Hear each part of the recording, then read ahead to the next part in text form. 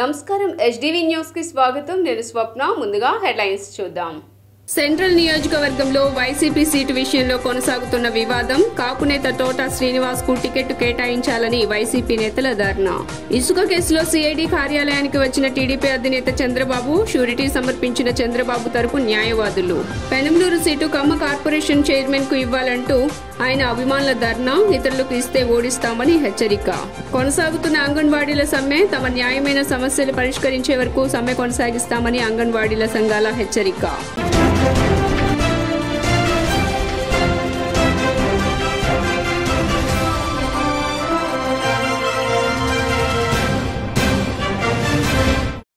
ఇక డీటెయిల్స్ చూస్తే తోట శ్రీనివాస్ కు టికెట్ కేటాయించాలని వైసీపీ నాయకులు డిమాండ్ చేశారు విజయవాడ సెంట్రల్లో 10 ఏళ్లుగా వైసీపీ పార్టీ కోసం ఎన్నో త్యాగాలు చేసి సేవలందిస్తున్న తోట శ్రీనివాస్ కు టికెట్ కేటాయించాలని తోట శ్రీనివాస్ అనుచర వర్గీయులు రోడ్డెక్కారు పైపుల్ రోడ్డు వద్ద వంగవీటి రంగ విగ్రహానికి వైఎస్సార్ చిత్రపటానికి పూలమాల వేసి నివాళులర్పించారు గత 10 ఏళ్లుగా సెంట్రల్లో అనేక సేవా కార్యక్రమాలు నిర్వహిస్తూ ప్రజలకు దగ్గరైన వ్యక్తులు తోట శ్రీనివాస్ అని గతంలో అవకాశాలు వచ్చినా సీఎం జగన్ మాట విని కర్ణుడిలాగా త్యాగాలు చేశారన్నారు ఆయనకు టికెట్ కేటాయించకుండా బయట వ్యక్తులకు ఇస్తే పార్టీకి నష్టం చేకూరుతుందని తెలిపారు సెంట్రల్ నియోజకవర్గంలో ఒక 10 ఏళ్ళ నుంచి పార్టీని అంటిపెట్టుకుని ప్రతిసారి కూడా పార్టీని అంటిపెట్టిన ప్రతి పార్టీ యొక్క ప్రతి పనిని అప్పగించిన ప్రతి పనిని న్యాయంగా ఎటువంటి భేషాలు లేకుండా పార్టీ పనిని చేయటమే కాకుండా తల్లో నాలుగులాగా సెంట్రల్ నియోజకవర్గంలో ఉన్న ప్రతి డివిజన్లో ఉన్న ప్రతి ఒక్క కార్యకర్తకి తల్లో నాలుగులా ఉండడమే కాకుండా ఏ ఒక్క కార్యకర్త అయినా సరే నాకు ఇలాగా ఏదైనా ఆపద వస్తే ముందుకు వచ్చిన తోట శ్రీనివాస్ గారు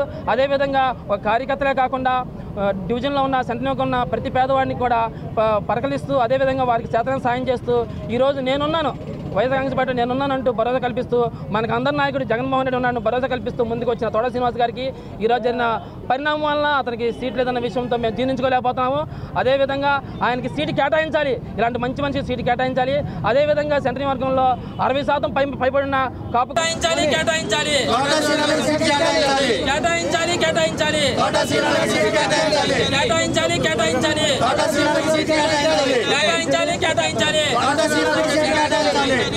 విజయవాడ సిఐడి కార్యాలయానికి మాజీ సీఎం చంద్రబాబు నాయుడు చేరుకున్నారు శనివారం మధ్యాహ్నం ఇసుక కుంభకోణం కేసులో పూచీకత్తు సమర్పించి వెళ్లిపోయారాయన ఇసుక పాలసీ కేసులో ఆయనకు హైకోర్టు ముందస్తు బెయిల్ను మంజూరు చేసిన విషయం తెలిసిందే ఈ నేపథ్యంలో ష్యూరిటీ సమర్పించేందుకు ఆయన సిఐడి ఆఫీస్కు వచ్చారు ఆ సమయంలో అక్కడికి వచ్చిన టీడీపీ అభిమానులకు ఆయన అభివాదం చేశారు ఇసుక పాలసీ కేసుతో పాటుగా ఇన్నర్ రింగ్ రోడ్డు కేసు మద్యం పాలసీ కేసులో ఆయన హైకోర్టు ముందస్తు బెయిల్ ఇచ్చింది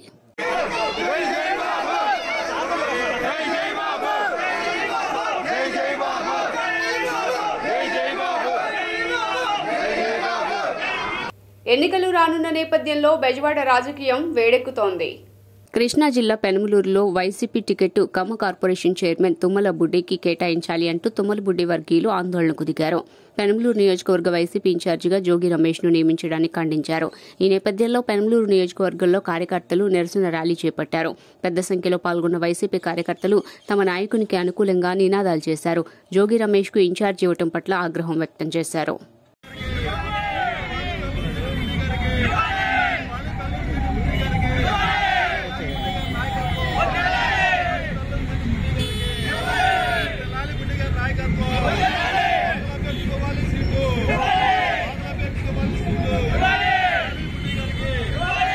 నగరాన్ని అభివృద్ధి చేయటం పూర్తిగా విస్మరించిన అధికార పార్టీ నేతలు ప్రతినిధులు మరోసారి ఎన్నికల్లో లబ్ధి పొందేందుకు సిద్ధమవుతున్నారని సిపిఐ నగర కార్యదర్శి కోటేశ్వరరావు అన్నారు నగరంలో లెనిన్ భవనంలో ఏర్పాటు చేసిన విలేకరుల సమావేశంలో కోటేశ్వరరావు మాట్లాడుతూ నేతలకు వచ్చే ఎన్నికల్లో ప్రజలే సరైన గుణపాఠం చెప్పాలని అన్నారు నగరంలో కొండ ప్రాంతాల్లో అభివృద్ధిని పూర్తిగా విస్మరించారని ఆవేదన వ్యక్తం చేశారు పశ్చిమ నియోజకవర్గంలో బ్రిడ్జి డ్రైనేజీ గత కొన్ని రోజులుగా పూర్తిగా దెబ్బతింటంతో ప్రయాణికులు ఎంతో అవస్థకు గురవుతున్నారని అధికార పార్టీ పాలకులు ఉన్నత స్థాయి అధికారులకు కనిపించడం లేదా అని ప్రశ్నించారు ప్రజల పక్షాన నిలబడి సిపిఐ పార్టీ రాజీలేని పోరాటాలు నిర్వహిస్తోందని స్పష్టం చేశారు పాలకపక్షం ఏర్పడి సుమారు 3 సంవత్సరాలు అవుతా ఉన్నది అలాగే శాసనసభలు ఎన్నిక కాబడి 4 సంవత్సరాల 10 మాసాల దగ్గర నడుస్తుంది నగర అభివృద్ధి అట్టకెక్కిపోయింది నగర అభివృద్ధి అనేటటువంటిది ఎక్కడ వేసిన గొంగలి అక్కడే అన్న చందంగా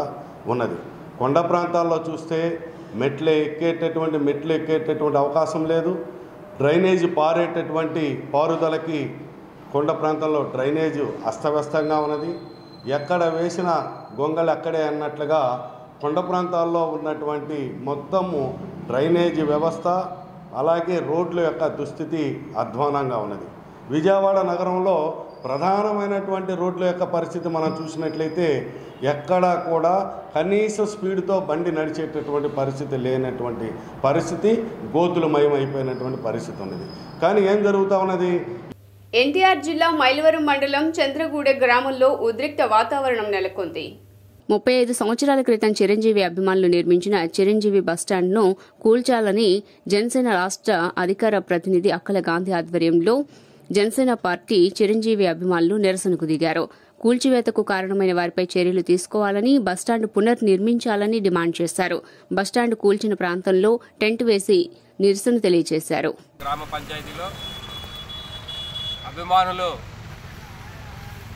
తమ సొంత ఖర్చులతో 35 సంవత్సరాల క్రితం నిర్మించుకున్నటువంటి బస్టాండ్ని ఎవరికి చెప్పా పెట్టకుండా, సంప్రదించకుండా అర్ధరాత్రి దాన్ని కూల్చేయటం అనేది చాలా బాధాకరం.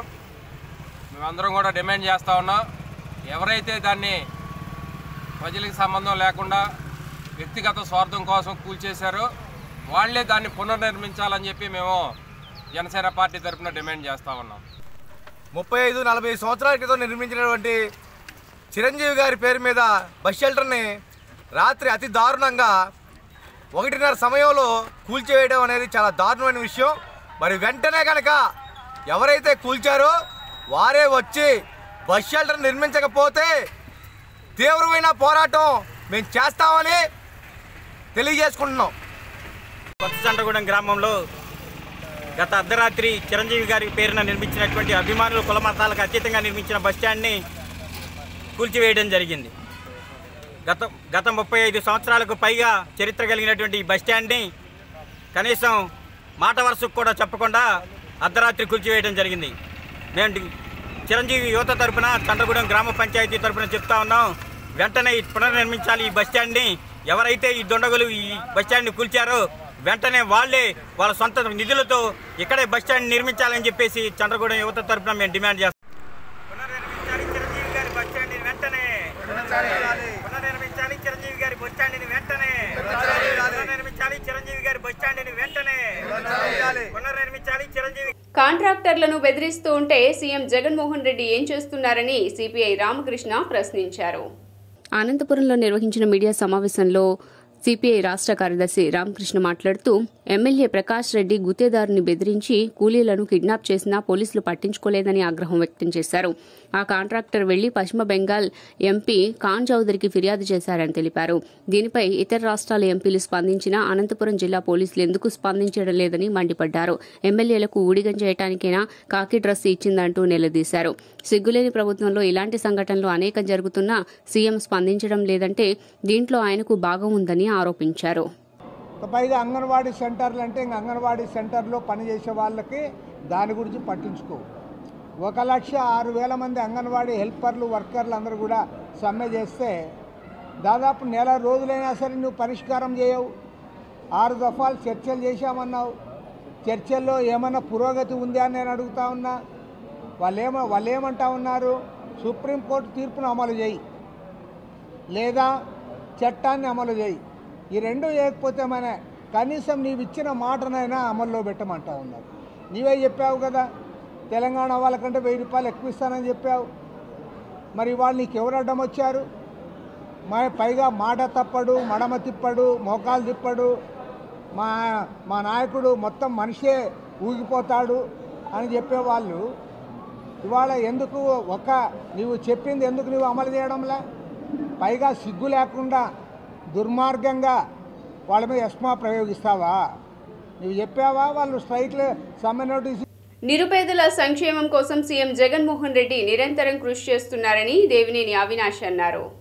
గుణదల నియోజకవర్గ పార్టీ కార్యాలయంలో 4వ డివిజన్కి చెందిన దాసం ఉమామహేశ్వరరాజుకి 7 లక్షల రూపాయలు, 19వ డివిజన్కి చెందిన వరిగొండ సూర్యకళకి 2,50,000 రూపాయలు, 22వ డివిజన్కి చెందిన కసిరెడ్డి పేరెడ్డి 1,30,000 30,000 రూపాయల చెక్కును తూర్పు నియోజకవర్గ వైసీపీ సమన్వయకర్త దేవినేని అవినాష్ అందజేశారు.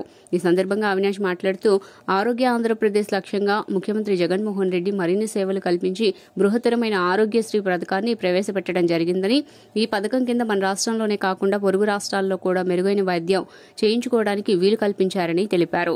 నిరుపేదల సంక్షేమం కోసం ఎప్పుడూ తను తపన పడే వ్యక్తి జగన్మోహన్ రెడ్డి అని కొనియాడారు. ముఖ్యమంత్రి సహాయ నిధి కింద దాదాపుగా 10,80,000 రూపాయలు గౌరవనీయులు ముఖ్యమంత్రి జగన్మోహన్ రెడ్డి గారి ఒక నాయకత్వంలో 4వ డివిజన్కి సంబంధించిన పెద్దలు, మరీ ముఖ్యంగా నగర బీజేపీ అధ్యక్షుడిగా పనిచేసి చనిపోయిన పెద్దలు దాసం ఉమామహేశ్వరరాజు గారికి దాదాపుగా 8 లక్షలు ఖర్చు అవుతే 7 లక్షల రూపాయలు ముఖ్యమంత్రి జగన్మోహన్ రెడ్డి గారి ఒక నాయకత్వంలో ముఖ్యమంత్రి సహాయ నిధి కింద ఈరోజు డబ్బులు అందజేయడం జరిగింది. అదేవిధంగా 19వ డివిజన్కి సంబంధించిన సూర్యకళ గారు కానివ్వండి, 22వ డివిజన్కి సంబంధించిన కసిరెడ్డి గారు కానివ్వండి 2,50,000, 1,30,000 మొత్తంగా 10,80,000 రూపాయలు సోదరిమణి కార్పొరేటర్ రెహనా నాయుడు గారు, అదేవిధంగా పెద్దలు 4వ డివిజన్ అధ్యక్షులు గల్లా రవి గారి చేతుల మీదుగా అందజేస్తాం. ఈరోజు జగన్మోహన్ రెడ్డి గారు ఒక మంచితనం, జగన్మోహన్ రెడ్డి గారు ఒక గొప్పతనం. భారత రాజ్యాంగ హక్కుల పరిరక్షణ వేదిక ఆధ్వర్యంలో మోదీ షా హటావో దేశ్ బచావో సదస్సు విజయవాడలో ప్రారంభమైంది. కేంద్ర ప్రభుత్వం ప్రజాకంటక పాలనకు వ్యతిరేకంగా జరుగుతున్న ఈ సదస్సులో వేదిక ఏపీ కమిటీ కన్వీనర్లు వడ్డే శోభనాద్రీశ్వరరావు, కె విజయరావుతో పాటు ఎస్కేఎం జాతీయ నాయకులు రాకేష్ తిక్కాయత్, సిపిఎం పొలిట్ బ్యూరో సభ్యులు బివి రాఘవులు, సిపిఐ జాతీయ నాయకులు మాజీ ఎంపీ అజీజ్ పాషా, కాంగ్రెస్ జాతీయ నాయకులు మాజీ ఎంపీ జేడీ శీలం తదితర రైతు, కార్మిక, ప్రజా సంఘాల నాయకులు పాల్గొన్నారు. ఈ సందర్భంగా వారు మాట్లాడుతూ కేంద్ర ప్రభుత్వం ప్రజాకంటక పాలన వలన ప్రజలు ఇబ్బందులకు గురవుతున్నారని ఆవేదన వ్యక్తం చేశారు. ఇంత అన్యాయం జరిగిపోయింది అని చెప్పి ఒక్క మాట మాట్లాడని వాళ్ళు రైతు రాజ్యం తెస్తాం, రాబోయే రోజుల్లో రైతులే రాజ్యం అని చెప్పే మాటలు కానీ ఎన్నో వింటూ ఉంటాం. దయచేసి వివేకంతో ఆలోచించి సరైన నిర్ణయాలు తీసుకోవాలని కోరుతూ ఇప్పుడు ఆల్ ఇండియా కిసాన్ సభ అధ్యక్షులు సోదరులు రావుల వెంకయ్య గారిని క్లుప్తంగా వారి సందేశం ఇమ్మని కోరుతా ఉన్నాను. విజయవాడలో 135 మీటర్ల డాక్టర్ బాబాసాహెబ్ అంబేద్కర్ విగ్రహం ఈ 19వ జనవరి 19న ప్రారంభించబోతున్నారు. మంచి విగ్రహాలు ఖచ్చితంగా ఉండాలి, వాటి నుంచి మనం స్ఫూర్తిని పొందాలి. కానీ డాక్టర్ బాబాసాహెబ్ అంబేద్కర్ గారు ఏమన్నారంటే, నా విగ్రహాల కన్నా నా రచనలలో నన్ను గుర్తించండి అని డాక్టర్ బాబాసాహెబ్ అంబేద్కర్ గారు అన్నారన్నమాట. Point me in my books, not in my statues అని. అక్కడేమో బాబాసాహెబ్ అంబేద్కర్ గారి విగ్రహం, ఇక్కడ వచ్చేసరికి భారత రాజ్యాంగ హక్కు పరిరక్షణ వేదిక వారి మీటింగ్. అంటే భారత రాజ్యాంగంలో ఇచ్చిన హక్కులు ఏవైతే ఉన్నాయో వాటి పరిరక్షణ సరిగా జరగట్లేదని ఇదే విజయవాడలో మనమంతా కలిసి ఈరోజంతా మాట్లాడుతున్నాం. నాయకత్వం వడ్డే శోభనాద్రీశ్వరరావు గారు సమాజ హితం కోసం, ప్రధానంగా రైతుల కోసం పోరాడేటువంటి వ్యక్తి. అటువంటి వారి మార్గదర్శకంలో తప్పనిసరిగా మేమందరూ కూడా కలిసి పనిచేస్తామని తెలియజేసుకుంటూ, పార్టీకి సంబంధించినటువంటి అన్ని అంశాల గురించి మా పెద్దలు జేడీ శీలం గారు, మాజీ మంత్రివర్యులు, all India Congress committee secretary మాట్లాడారు. 2 ప్రధానమైనటువంటి అంశాలని వక్తలు లేవనెత్తారు. వడ్డే శోభనాద్రీశ్వరరావు గారు మాట్లాడుతూ ప్రత్యేక హోదా గురించి వారు మెన్షన్ చేయడం జరిగింది. అఖిల భారత కాంగ్రెస్ కమిటీ ఇవాళ 3వ పోరాటం ఏదైతే ఉందో, పరోక్ష ఎమర్జెన్సీ వాళ్ళ దేశం నడుస్తున్నప్పుడు ఆ పోరాటంలో భాగస్వామ్యం మీ అందరూ కూడా చరిత్రలో చిరస్థాయిలో ఉండే అవకాశం వచ్చింది. అందరూ ప్రజలందరికీ దయచేసి తెలియజేయండి. తప్పనిసరి పరోక్షలో దుర్మార్గం, హేయంగా, పాశ్చాత్య అక్రమంగా జరుగుతున్న కేంద్ర పాలన రాజ్యాంగ వ్యతిరేకమైందని చెప్పి భావించాలి. ఇవాళ ఒక మంచి ప్రయత్నం చేశారు వడ్డే గారు, మీరందరూ పెద్దలు మాట్లాడారు. కానీ అందరికీ నచ్చింది నాకు జేడీ శీలం గారు, కాంగ్రెస్ పార్టీ దౌర్భాగ్యంలో మహాత్మాగా అన్నారు. ఎందుకంటే ఆయన లేకుండా ఇక్కడ బతుకుతున్నవాడు, లేకపోతే వాళ్ళ అభిప్రాయాలు బయటికి చెప్పలేని వాళ్ళు ఉన్నారు. వాళ్ళ రిప్రజెంటేటివ్ని నేను అనేసుకొని మాట్లాడదాం అనుకుని వచ్చింది. ఇప్పుడు నాకు మోడీ షా హఠావ్ అన్నారు, బీజేపీ హఠావ్ అసలు ఎందుకని లేదో తెలియదు నాకు. బీజేపీ కూడా హఠాయించాలని నాకు కోరిక. ఎందుకు బీజేపీని హఠావ్ నా వరకు నాకు ఎందుకంటే చాలామంది పెద్దలు చాలా విషయాలు చెప్పారు. ఆ విషయాలు నాకు నిజంగా తెలియదు. నాకు తెలిసిన విషయాలు ఏంటంటే ఇవాళ భారతదేశంలో మహిళలకు కానీ దళితులకు కానీ अंडर प्रेशर आम पार्टी को एक प्रेशर में सरकार लेने का काम करती है. अपनी कोर्ट, पुलिस, ईडी इन सबका दुरुपयोग देश में हो रहा है. కేంద్ర ప్రభుత్వం విపక్షాలపై ఉక్కుపాదం మోపుతుంది. బీజేపీ నాయకులు వేతనాల పెంపుపై సంక్రాంతిలోపు ప్రభుత్వం స్పష్టమైన హామీ ఇవ్వకుంటే నిరవధిక దీక్షలకు దిగుతామని అంగన్వాడీలు హెచ్చరించారు. వేతనాలు పెంచేందుకు ఏపీ ప్రభుత్వం ససేమిరా అనడంతో అంగన్వాడీలతో ప్రభుత్వం ఆరోసారి జరిపిన చర్చలు కూడా విఫలమయ్యాయి. వేతనాలు ఎంతో కొంత పెంచాలని వేడుకున్న మంత్రుల కమిటీ మాత్రం పెంచేది లేదని తేల్చి చెప్పింది. 5 ఏళ్లకొకసారి పెంచేదానికి తాము కట్టుబడి ఉన్నామని, జూలై నెలలోనే పెంచుతామని కమిటీ స్పష్టం చేసింది. సరే, అప్పుడైనా ఎంత పెంచుతారో చెప్పాలన్న అంగన్వాడీల ప్రశ్నకు సమాధానం చెప్పేందుకు కమిటీ నిరాకరించిందని అంగన్వాడీలు తెలిపారు. ఎస్మా పరిధిలో ఉన్న తాము నోటీసులు గడువు ముగియగానే తొలగిస్తామని మంత్రుల కమిటీ బెదిరించిందని ఆరోపించారు. జగనన్నకు చెబుతామంటూ అంగన్వాడీ ఉద్యోగులు సంతకాల సేకరణ నిర్వహించారు. మైలవరంలో సిఐటియు ఆధ్వర్యంలో కొనసాగుతున్న అంగన్వాడీల నిరసన, స్థానిక పంచాయతీ కార్యాలయం సెంటర్ 4 రోడ్ల కూడలిలో అంగన్వాడీ ఉద్యోగులు నిరసన తెలిపారు. వార్తలు ముగించే ముందు హెడ్లైన్స్ మరోసారి. సెంట్రల్ నియోజకవర్గంలో వైసీపీ సీటు విషయంలో కొనసాగుతున్న వివాదం, కాపునేత తోట శ్రీనివాస్ కు టికెట్ కేటాయించాలని వైసీపీ నేతల ధర్నా. ఇసుక కేసులో సిఐడి కార్యాలయానికి వచ్చిన టీడీపీ అధినేత చంద్రబాబు, షూరిటీ సమర్పించిన చంద్రబాబు తరపు న్యాయవాదులు. పెనంలూరు సీటు కమ్మ కార్పొరేషన్ చైర్మన్ కు ఇవ్వాలంటూ ఆయన అభిమానుల ధర్నా, ఇతరులకు ఇస్తే ఓడిస్తామని హెచ్చరిక. కొనసాగుతున్న అంగన్వాడీల సమ్మె, తమ న్యాయమైన సమస్యలు పరిష్కరించే వరకు సమ్మె కొనసాగిస్తామని అంగన్వాడీల సంఘాల హెచ్చరిక.